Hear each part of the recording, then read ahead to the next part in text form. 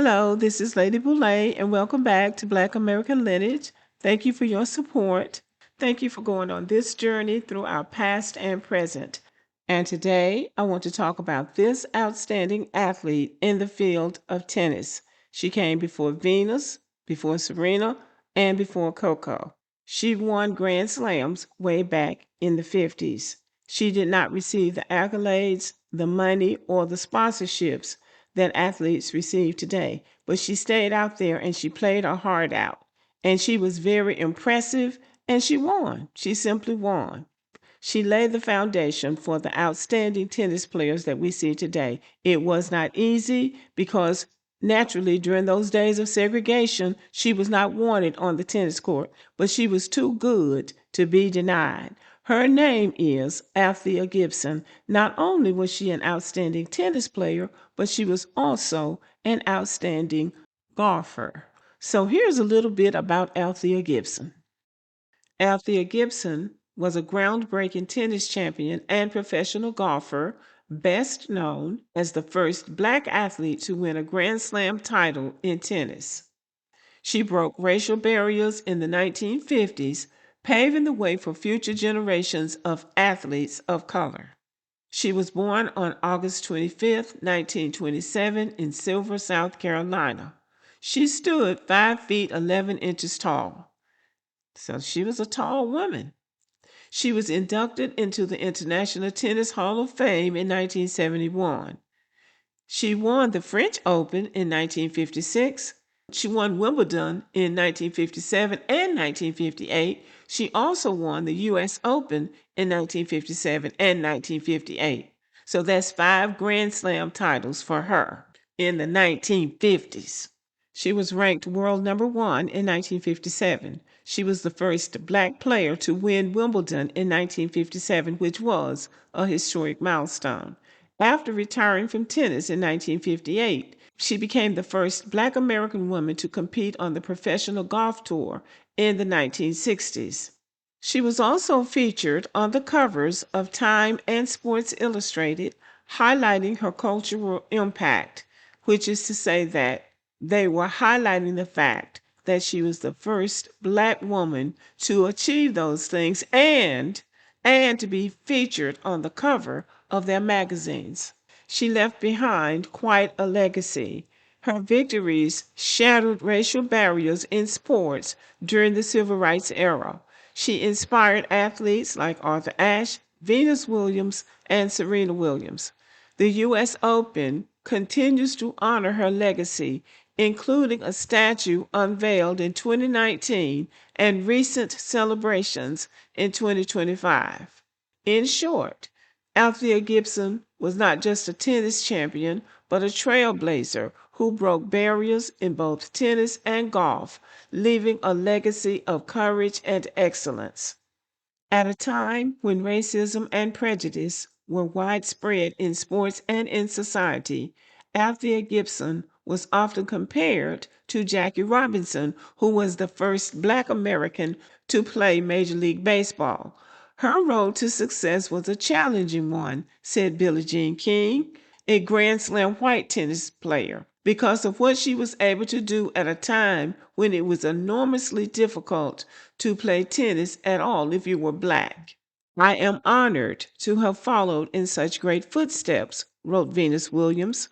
Her accomplishments set the stage for my success, and through players like myself and Serena and many others to come, her legacy will live on. And she is right. Her legacy will live on.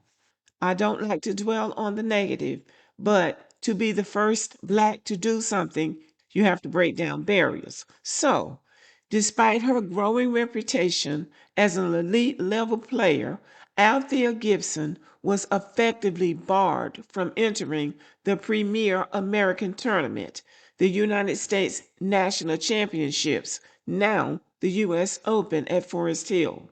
While United States Tennis Association rules officially prohibited racial or ethnic discrimination, players qualified for the nationals by accumulating points at sanctioned tournaments, most of which were held at white-only clubs. In 1950, in response to intense lobbying by the American Tennis Association, officials and retired champion Alice Marble, who published a scathing letter in the magazine American Lawn Tennis, Gibson became the first black player to receive an invitation to the Nationals, where she made her Forest Hills debut a few days after her 23rd birthday. No Negro player, man or woman, has ever set foot on one of these courts, wrote a journalist at the time. In many ways, it is even a tougher personal Jim Crow busting assignment than was Jackie Robinson's when he first stepped out of the Brooklyn Dodgers dugout. So it was very difficult. It has always been difficult for Black Americans to break down barriers. But Black Americans are the ones who have to break down the barriers because nobody else has the courage or the skills to do it. So Black Americans have the skills and the courage to break down these barriers. But it also should always be noted that there is always some kind of price you pay when you are the first Black to do something in America. And just as a side note, in 1990, in Birmingham, Alabama, a lawsuit was filed against Shoal Creek Country Club, primarily due to discriminatory practices that were revealed during the 1990 PGA Championship. The club's founder stated that the club would not be pressured to accept Black American members, which sparked protest from civil rights groups and led to the PGA considering moving the tournament elsewhere. This incident prompted significant discussion about minority access in sports and ultimately resulted in changes to PGA Tour policies regarding inclusive memberships. In other words, they had this private club that was on the PGA Tour, the Professional Golf Association's tour, but they discriminated. They didn't want any Black members in that club. And Black people had a fit. And they pressured. They said they weren't going to change their laws. Matter of fact, they came out with a statement that they would let everybody come in but Black people. It became a civil rights issue. And the crazy thing was, Black people didn't care anything about joining that club. Even when they opened up the membership, they had a hard time finding Black people who really wanted to join the club. But the civil rights people pushed the issue because it became a matter of pride. And so they filed a lawsuit against them. And the PGA was like, we cannot afford this because at the end of the day, they need sponsorships. Black people buy Toyotas. Black people buy Mobil oil. Black people buy batteries. Black people buy everything that everybody else buys. And so the PGA told the people at Shoal Creek, you're either going to change these policies and let Black people have membership in this club, or you won't be having any more PGA tournaments at this country club. So that's what you have to do. And this was just before, I think this was when Tiger Woods was coming out, or just before he came out. They wanted to make it clear they weren't going to let any Blacks there. Well, they said, well, you won't be making any money off the PGA because we won't be coming there. You know, it's sad, but that's what you have to do. Participate in that tournament that they had going. And it got to the point that Black people in Birmingham and other parts of Alabama got together and brought a lawsuit against them. That club had never been integrated before. But when they got through with them, they integrated that club. I don't think Tiger Woods ever played there, but he could have because they had to change the policy. Back to Althea Gibson. Her 5 Wimbledon trophies are displayed at the Smithsonian Institution's National Museum of American History under the auspices of the International Tennis Federation. The Althea Gibson Foundation identifies and supports gifted golf and tennis players who live in urban environments.